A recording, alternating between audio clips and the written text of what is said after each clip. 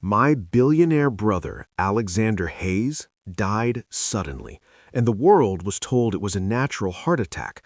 But from the very first moment, I knew that explanation was a lie. Alexander didn't cut corners with his health, his business, or the people he trusted. He was disciplined, methodical, almost paranoid when it came to protecting what he built. So when I stood beside his coffin, listening to strangers whisper about fate and bad luck, something inside me refused to accept it. And then it happened, the moment that changed everything. Just as the funeral ended, his lawyer stepped close, lowered his voice, and said words I would never forget. "This is something Alexander left for you. Whatever happens, don't let her see it." In that instant, I knew my brother hadn't died peacefully. He had died afraid. The funeral itself felt unreal, like a carefully staged performance. Expensive suits, silent handshakes, fake condolences from people who once begged Alexander for favors. Cameras flashed, reporters waited at a distance. But the person who held my attention the most was Lauren Hayes, Alexander's wife. She stood perfectly composed in black, not a tear smudging her makeup, not a tremor in her hands. She played the grieving widow flawlessly, yet her eyes never searched the crowd the way mine did. They watched, calculated, measured reactions. When our eyes met, she smiled softly, almost kindly, and that smile chilled me more than grief ever could. Alexander and I had grown up with nothing. We built everything together, in different ways. He in finance, I in logistics and property development. He became a billionaire, I became comfortable. But we stayed close. Weekly calls, quiet dinners, long conversations where he talked more about trust than money. And now, standing there without him, I felt something else beneath the sadness: anger. The kind that grows slowly, waiting for direction. 3 days after the funeral, I went to the lawyer's office. I expected paperwork, signatures, formalities. What I didn't expect was to see Lauren already sitting there, legs crossed, posture relaxed, as if she owned the room. She wasn't supposed to be there. Alexander had never included her in private legal matters, not once. The lawyer looked uncomfortable, his usual confidence replaced with tension. That was when he told me Alexander had quietly changed parts of his will months before his death, freezing assets, locking accounts, creating barriers that delayed Lauren's access to his fortune.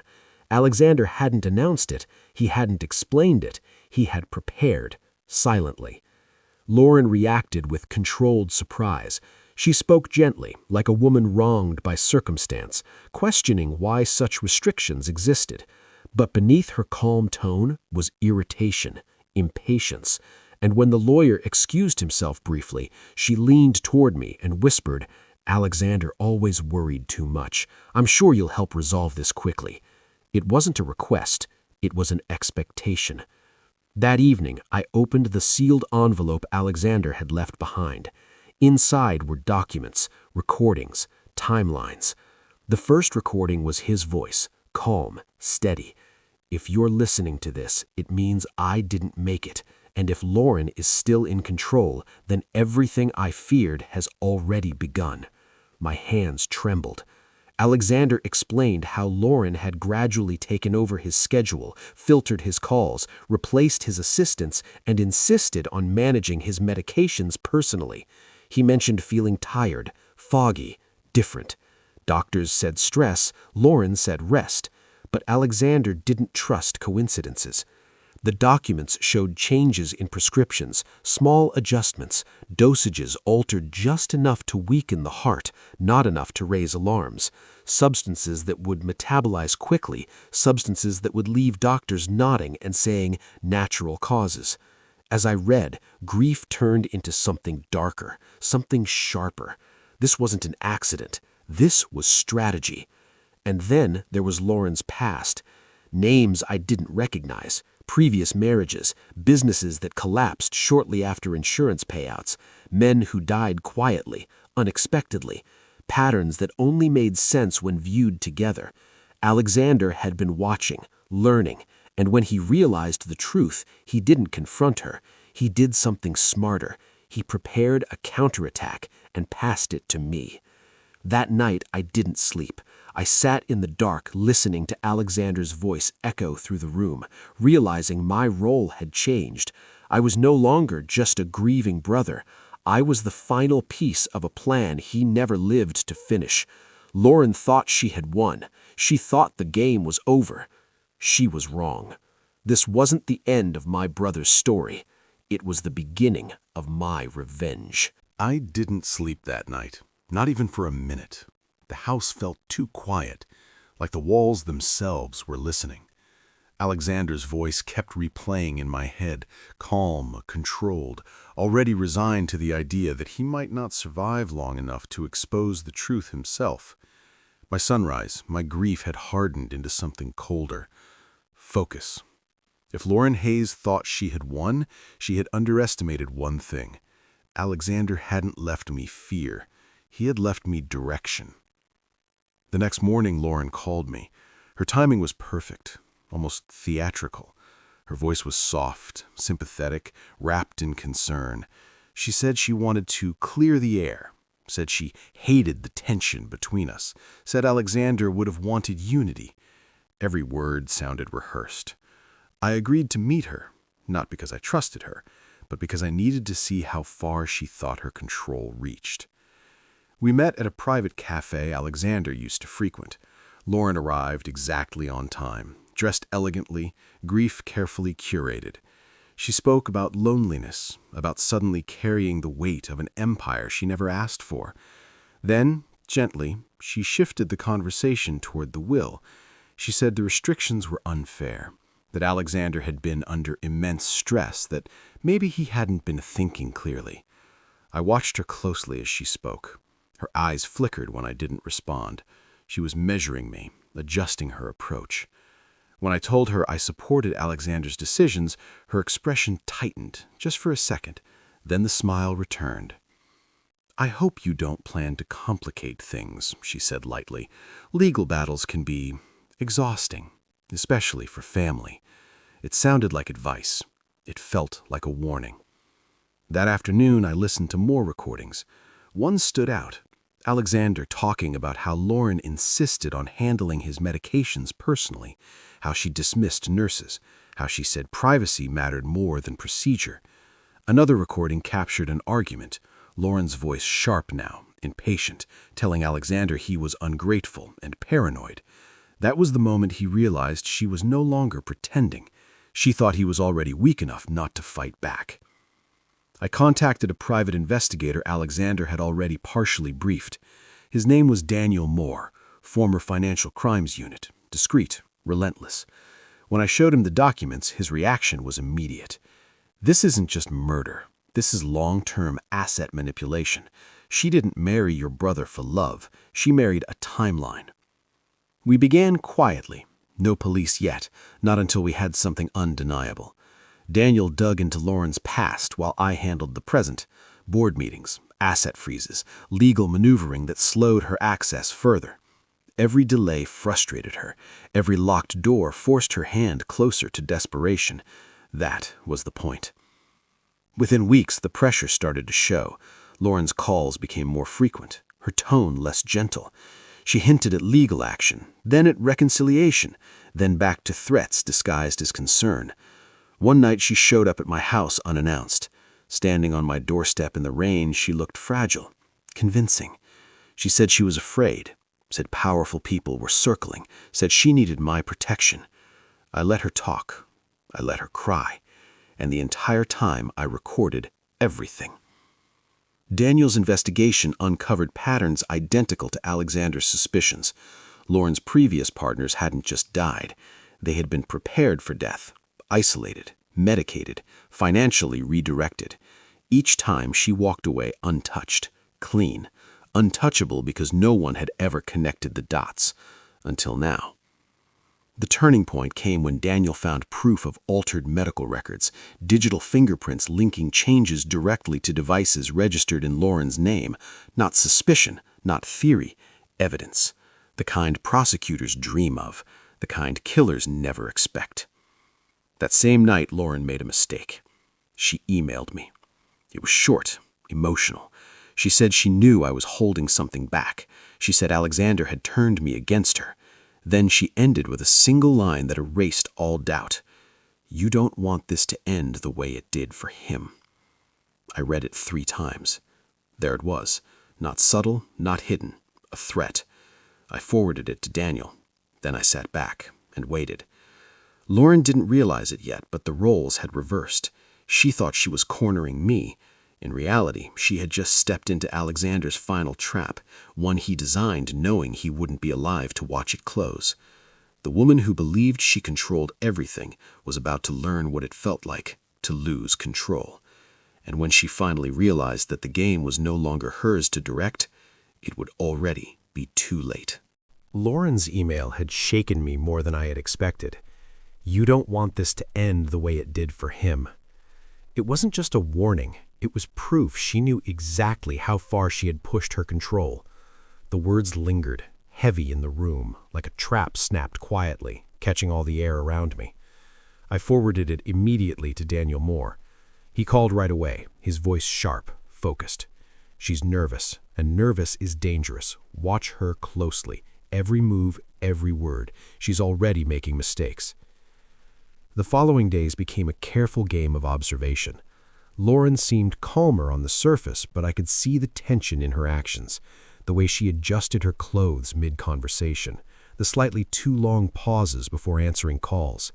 She believed she was maneuvering me, but in reality, she was walking directly into Alexander's intricate net.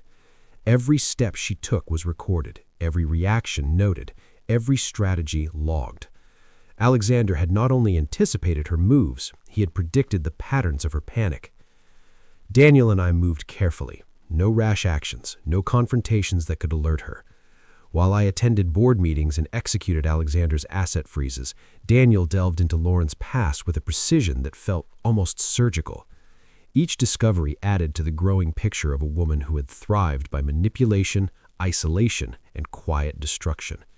He traced financial anomalies, sudden shifts in property ownership, and partnerships that ended in mysterious circumstances. Patterns emerged, too many coincidences to be ignored. At the same time, I had to maintain appearances. I played the part of the grieving brother, someone hesitant to challenge the widow's influence. Lauren's confidence was built on the assumption that I was weak, that I would hesitate. I fed that assumption. I let her speak freely in meetings, let her act aggressively in private, all while recording, observing, and waiting. The emails she sent, the calls she made, the offhand remarks she believed private, all of it became ammunition. One night, Lauren crossed a line. She appeared at my penthouse unannounced, drenched from the rain, feigning fear and vulnerability. She whispered about threats from powerful people and how she had no one left to trust. I listened quietly, let her pour her story, her fabricated fears. Every tear, every tremor, every sob recorded, every movement catalogued. She believed she was in control, but in truth she had entered a house already mapped for her downfall.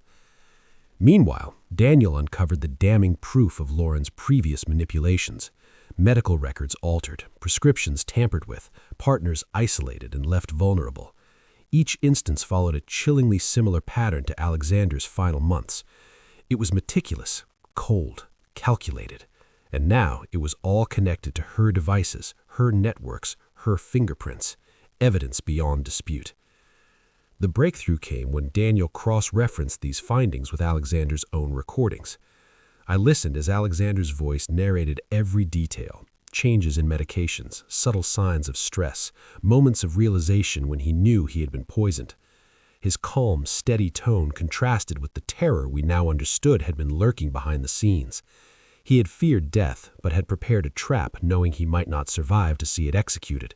And now I was the executor. It was time to manipulate her just as she had manipulated others. I allowed her to believe she had regained control over certain assets temporarily. She lapsed into overconfidence. She began making errors, revealing phone numbers, using unencrypted communications, allowing Daniel to track her interactions with other suspicious parties. Each misstep was documented, each miscalculation recorded, building a case that was airtight. Then came the final push. A series of meetings, carefully orchestrated emails, and controlled exposure to the legal team, all designed to provoke Lauren to reveal intent. The woman who had thought herself untouchable was beginning to show cracks. Her messages grew more desperate, more emotional, more revealing, as if the very walls were closing in, just as Alexander had predicted months before his death. And finally, one evening, she made her gravest mistake. Alone, in private, she confessed, not to me directly, but in a carefully recorded message she believed private. Her words detailed her actions, her intentions, her manipulations, every accusation she had deflected, every death she had covered up, every deceitful maneuver she had executed, exposed. It was raw, unfiltered, and undeniable. The trap had worked perfectly. I sat back, listening to the recording, Alexander's strategy now fully realized. The email, the manipulations, the surveillance, they had all led to this moment. Lauren Hayes, who had thought herself a master of control, had sealed her own fate. Alexander had foreseen this. He had orchestrated it from beyond the grave. For the first time since his death, I felt a measure of relief. Not for revenge alone, but for justice, for truth, for the meticulous, patient design that had allowed me to honor his final wishes. The woman who had sought to destroy him had now destroyed herself, legally, irreversibly, inevitably. And as I stared at the dim glow of the laptop screen, listening to her confession, I knew this story was far from over. The courts, the investigation, the final verdict, they were the next act. But in this quiet moment, I felt Alexander's presence, and I understood what he meant when he said, "Don't let her see it." She had walked straight into the trap, and now there was no escape. The days that followed were a delicate dance of patience and observation. Lauren believed she had regained some semblance of control. Her calls became frequent, her emails more insistent, her demeanor a mix of charm and thinly veiled threats. I played along.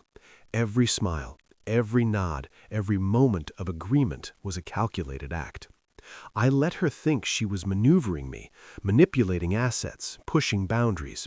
In reality, she was walking exactly where Alexander had planned she would. Daniel and I monitored her constantly. Every phone call, every movement, every interaction she had with lawyers and bankers was logged. Each new attempt to circumvent Alexander's restrictions was intercepted, documented, and cataloged. Her desperation grew with every delay. She didn't realize that every step she took to gain control only tightened the net around her. It was subtle, invisible, surgical. The closer she thought she was to victory, the more she exposed herself. Then came the moment when her overconfidence began to backfire. She demanded private meetings with board members, trying to pressure them into releasing frozen assets. She hinted at legal action and threatened reputational damage. But thanks to the detailed instructions Alexander had left behind, I was ready. Every countermeasure was already in place. Every document, every recording, every legal loophole had been anticipated. Each time she tried to bully or manipulate, we quietly blocked her path, making her frustration visible in her gestures, her tone, her emails. One rainy afternoon, she attempted another direct confrontation.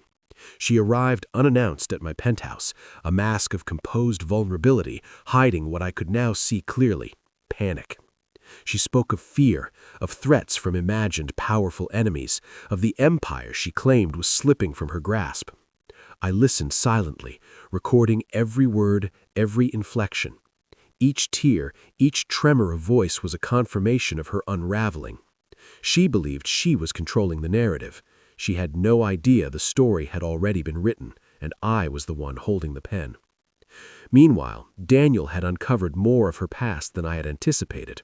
A network of manipulations, financial schemes, and disturbing patterns emerged.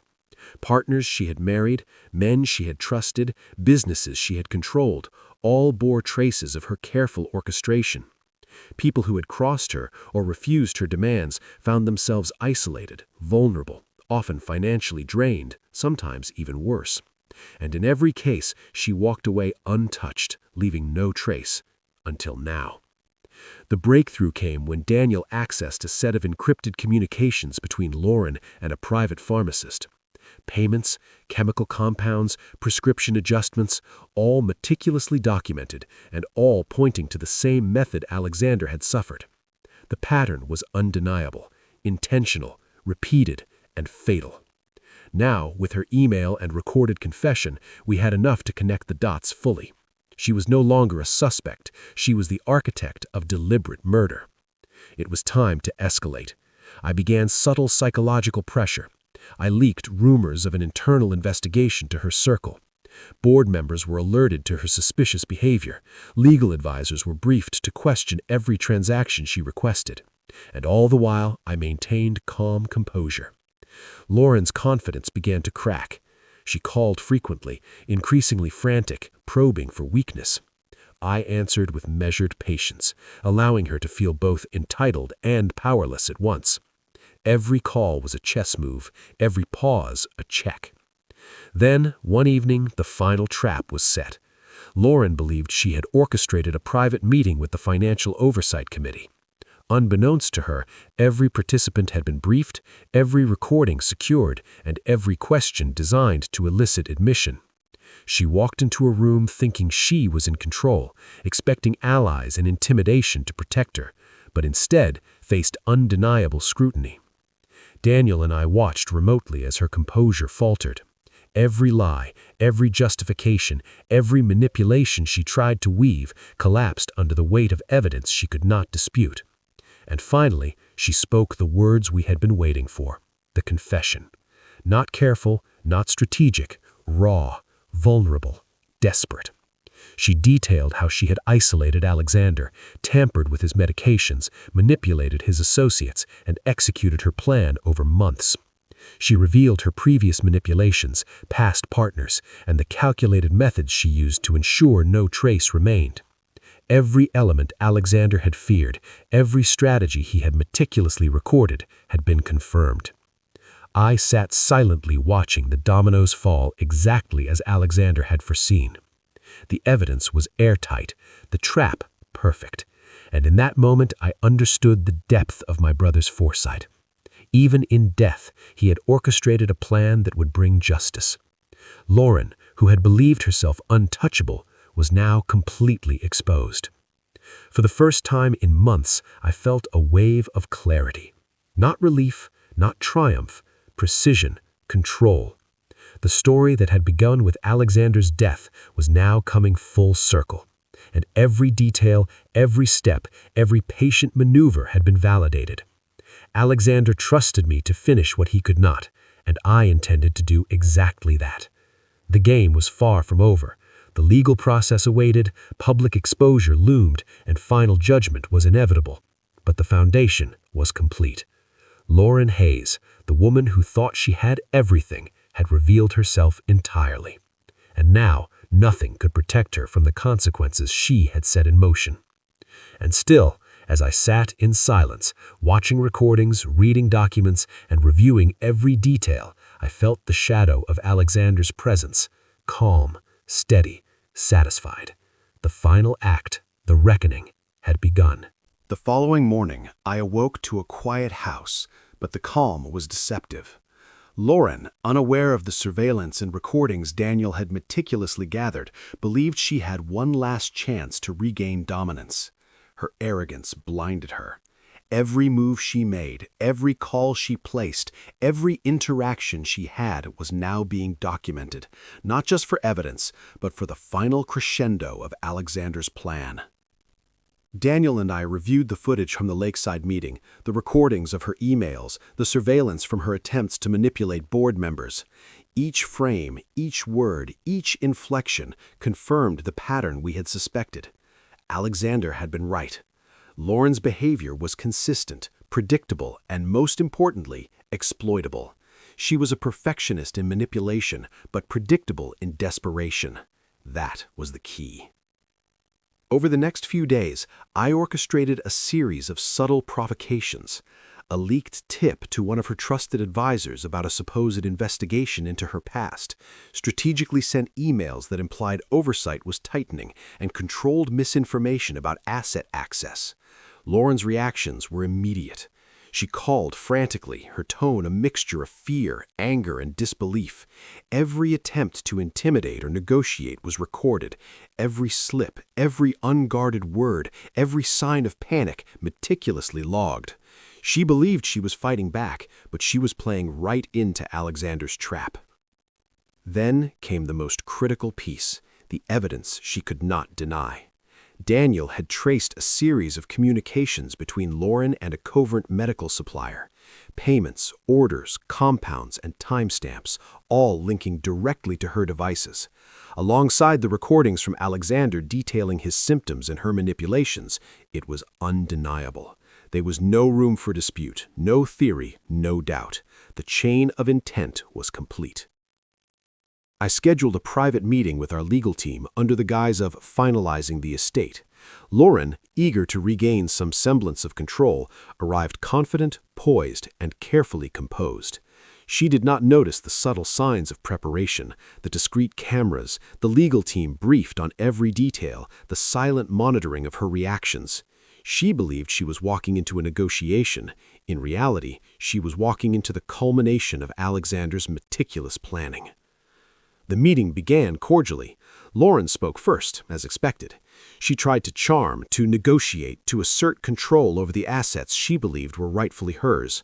But every argument was countered, every claim quietly dismantled with evidence she could not dispute.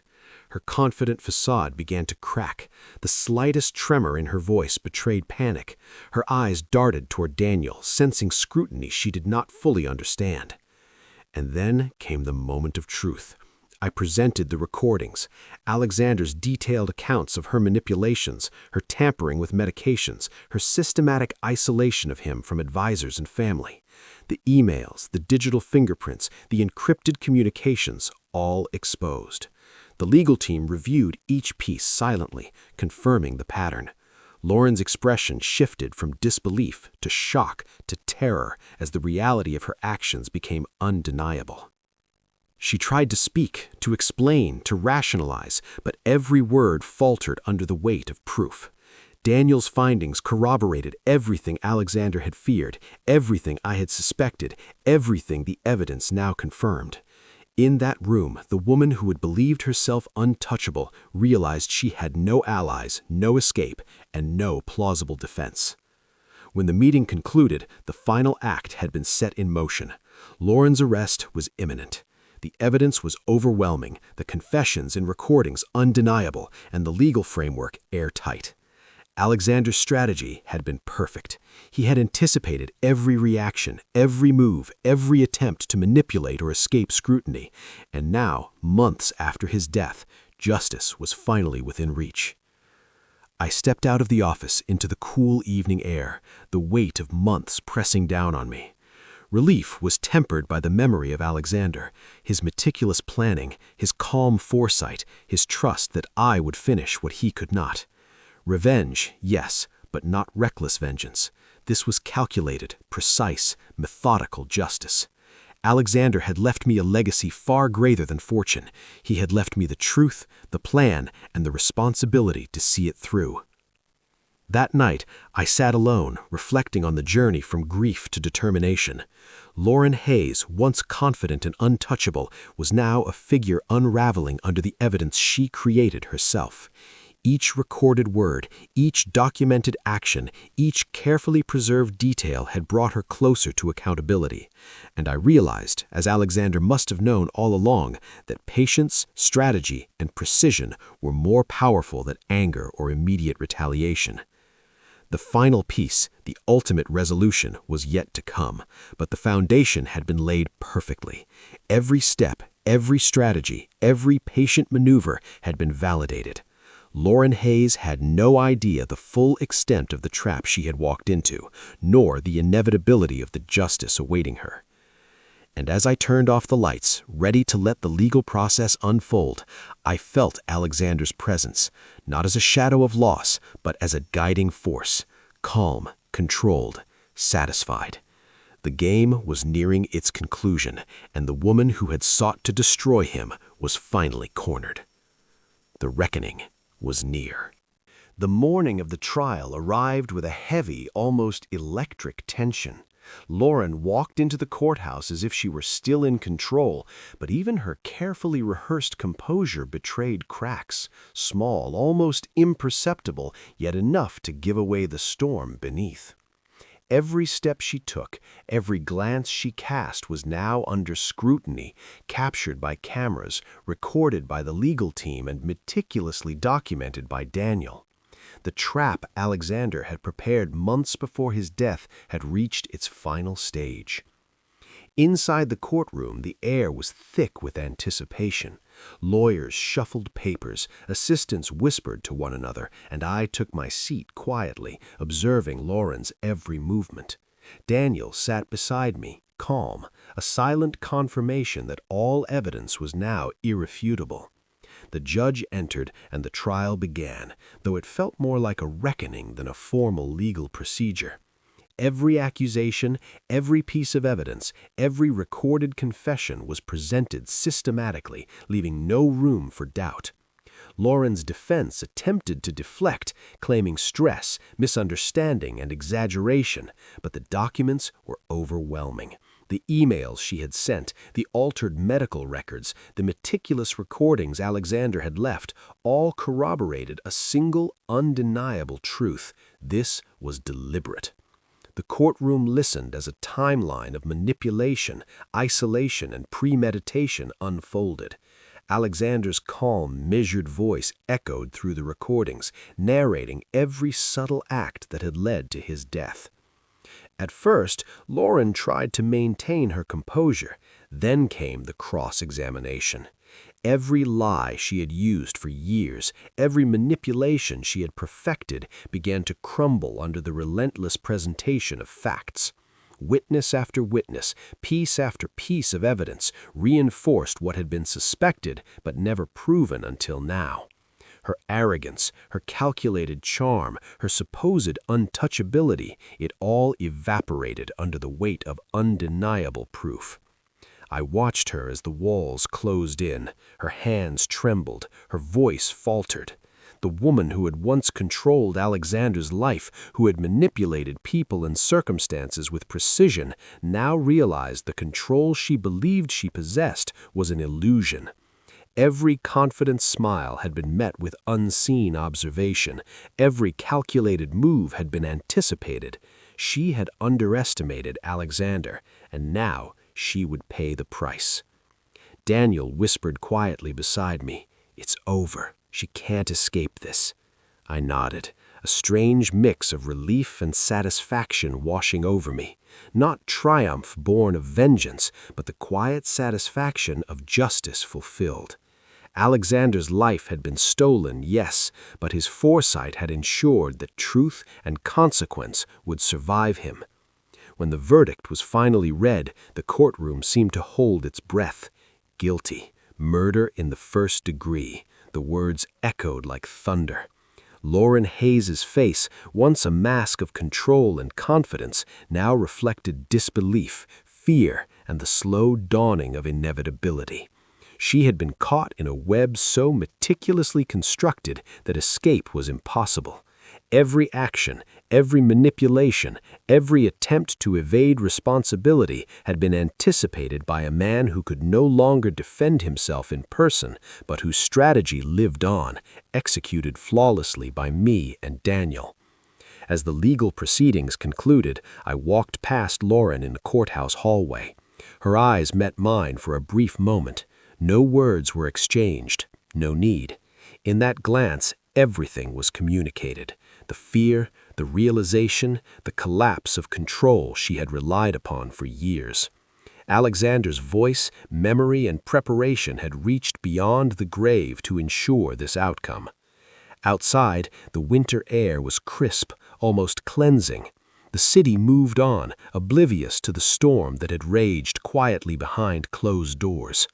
I stood at the edge of a fountain, watching the sunlight glint off the water, and felt a sense of completion. Alexander had left me more than documents, recordings, and evidence. He had left me the tools to finish what he could not. He had entrusted me with justice, patience, and precision, and I had honored that trust. In the quiet that followed, I understood the full magnitude of what had happened.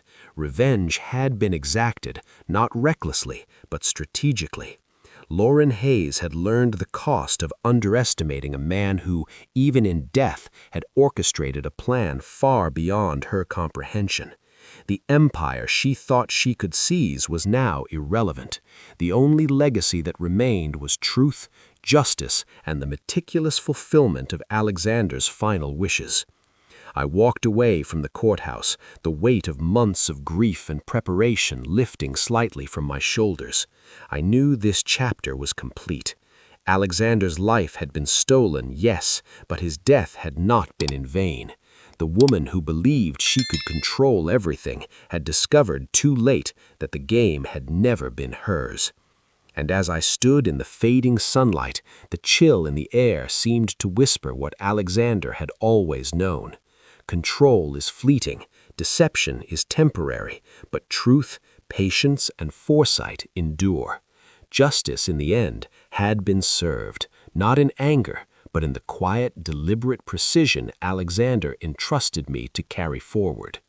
He had lost his life, but through him the truth survived, and through that truth, so did justice.